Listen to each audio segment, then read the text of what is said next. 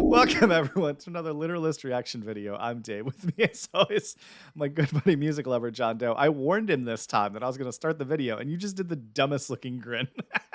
Well, hey, Dave, somebody actually complained that we laugh too much. We laughed too much? I will never apologize for laughing. I will never. Never. I get this one life, and I'm going to enjoy it as much as I can. I want those old guy laugh lines, just I get old and it's so clear from glancing at me. I've spent a good bit of my life laughing. That is exactly what I want. I mean, like I have? Yes, like you have. Yeah. Well, what do we got today? Well, my band, yes. I really struggled with this next selection. Because I want to push, I want to take you to the depths of yes, and I'm realizing, no, let's just take it easy, let's just take it chill. But then it came to this song. I came down to this song, and I realized that the perfect version of this, there's no video record of. So the studio version is where we're going to have to go. I do have 4 other videos of this song, but they're not to the standard I'm hoping for. So we're going to the studio, and the song is, I've already forgotten the title.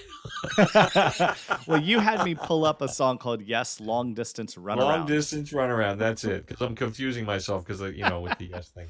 So yeah, Long Distance Runaround, and I think it's a great song, and again, it's the mystery lyrics, and they will be on screen for you here with this, so enjoy.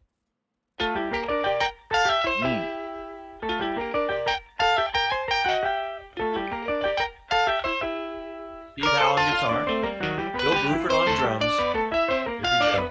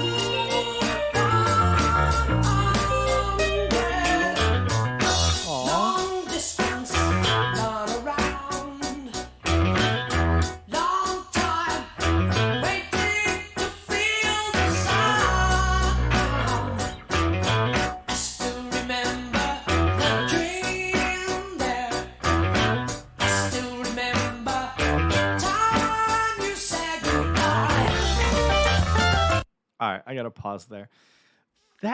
What a beautifully poetic way to describe a happy childhood. Yeah, that's the best I have for it. The exact meaning of those words, not too sure, but did we really count to 100? Beautiful. Well, they're playing hide and seek. Yeah. That's, they're standing in the sunshine, they're playing outside, and he's like, did we really stand there and count to 100 while the rest of us went and hid to play hide and seek? Did we really just run around and do all of those things as kids?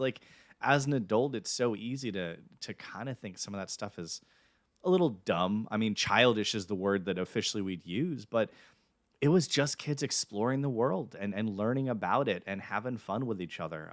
And I don't know. I think that was there's a number of lines in there. That's a really beautiful way to describe childhood. Yeah.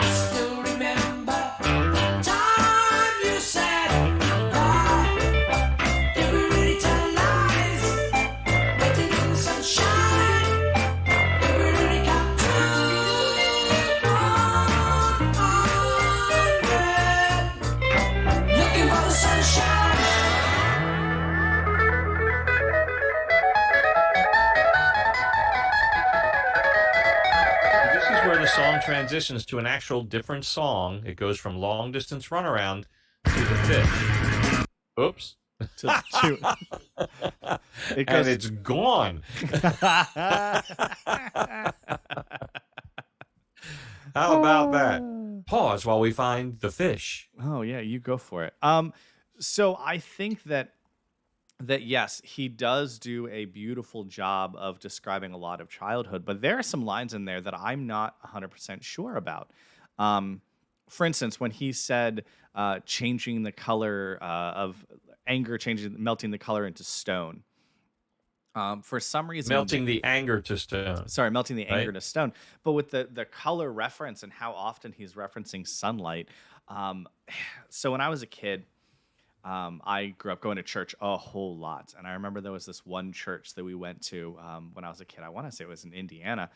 And they had these beautiful stained glass windows all over the place. And so we would, the sunshine would be let in, and it would be just this array of colors all over the church. And it was beautiful in a lot of ways. So for some reason, and this is very much like what's in my head, it makes me feel like they were playing hide and go seek in the church, and all of those colors were in the church, and that's where it all came from. That's what it made me feel like. But that I can't prove it. I don't know. That's for Okay. sure. But that's sort of the imagery that it evoked for me. But with that, I guess we move on to a live video. Yes, I found a copy that I saw before, but I figured hey, as long as it split it for me, then let's switch over to a live video. And this is the fish. This is the second part of Long Distance Runaround. Only this is the live version with Christopher Squire, bass player extraordinaire, and he kind of turns the fish, which was always like a showcase for his talent, and he turns it into a bass solo here.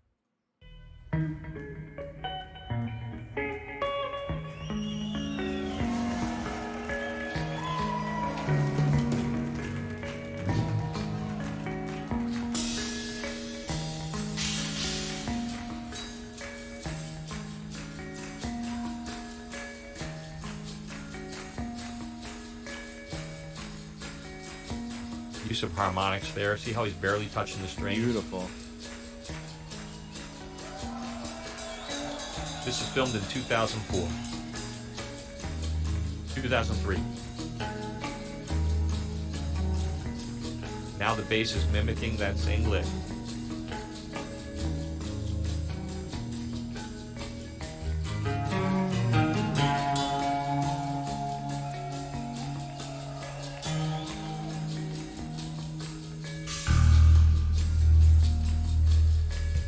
You know, he did that by just flicking his thumb.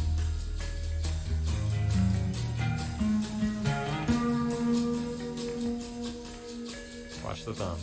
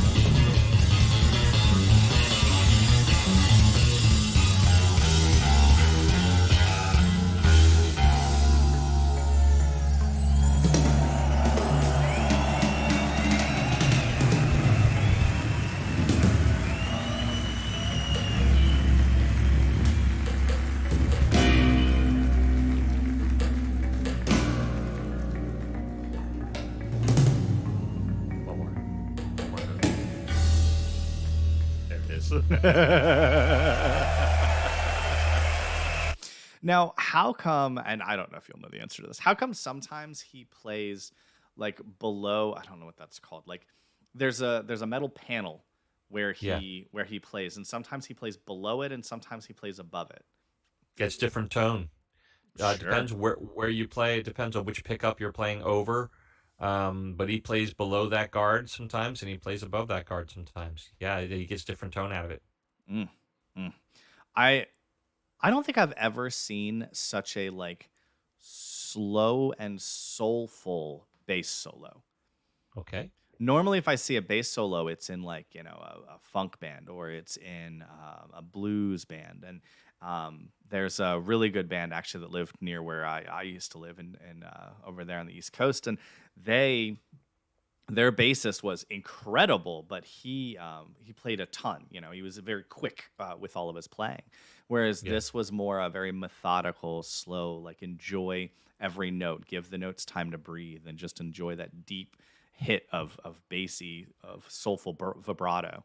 That was very well done. That was really cool to watch. And once again, Dave, your uncanny timing comes to play. Go ahead.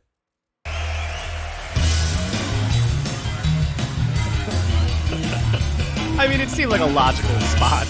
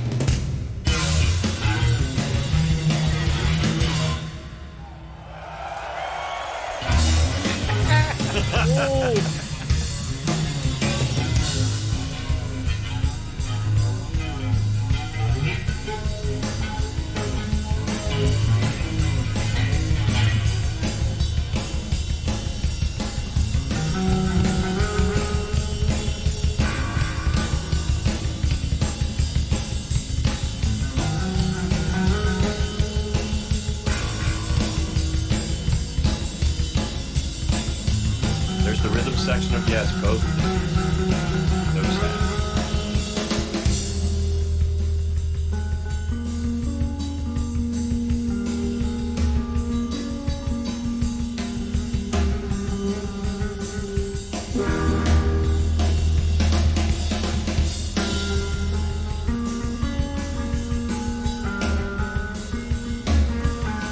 Now he's going to go below that guard with his drum.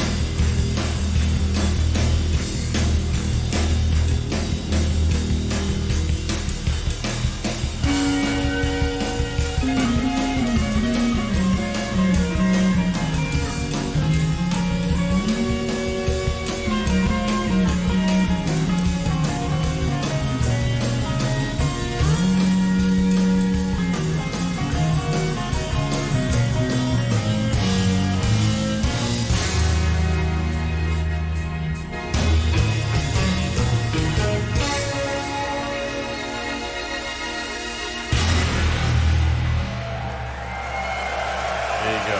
The fish. Ooh. I okay, so if you had told me, Dave, what we're gonna do today is listen to over 8 minutes of just a drummer and a bassist. I mean, I wouldn't have been against it because I've been consistently floored by so much of what you've shown me, but I don't think that I would have guessed I would have enjoyed it that much. That was amazing. I If you had just played me a non-video version, like if it was just the audio, I'm not sure if I could have told you that was a bass guitar for a Yes, decent yeah. portion of that song.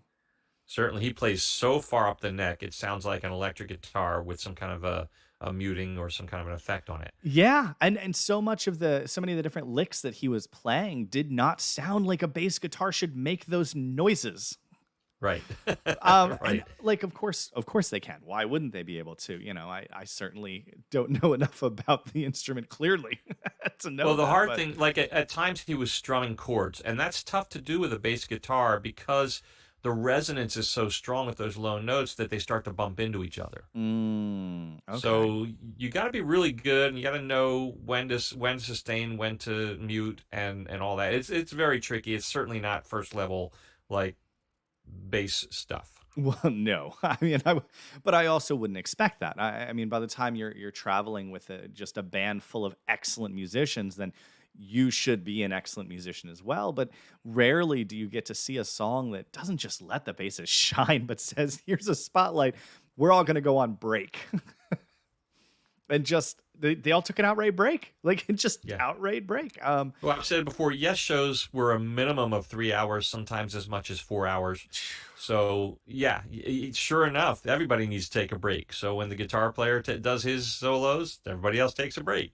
Keyboard, everybody else takes a break, and that's what they do to kind of keep their energy level up and everything, and have what they need to give you that show.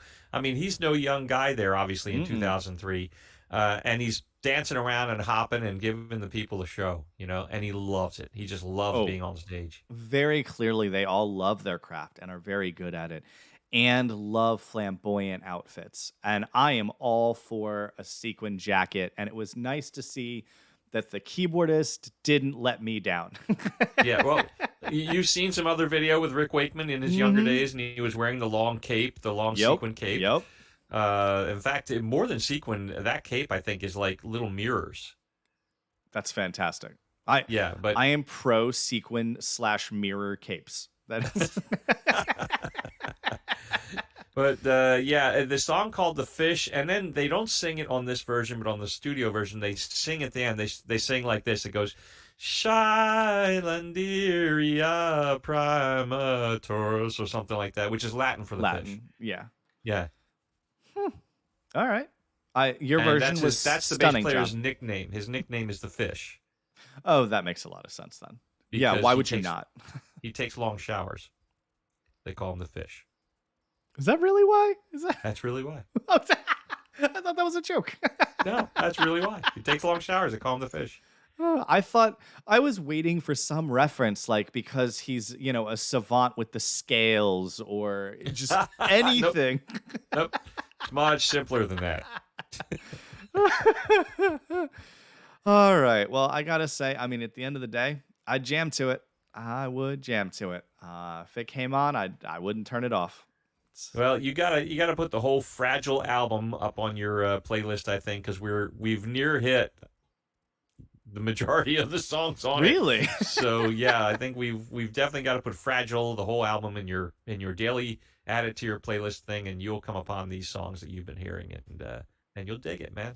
I Hey, gotta where do say, we need to thanks. take you next, though, is the question with yes. I know where I want to go, and we'll see if other people agree with me. We do have some requests, and then there's my opinions, which, of course, are pretty strong. So, Dave, if you're satisfied with that, it's a Mhm. playlister. I'll catch you on the flip side.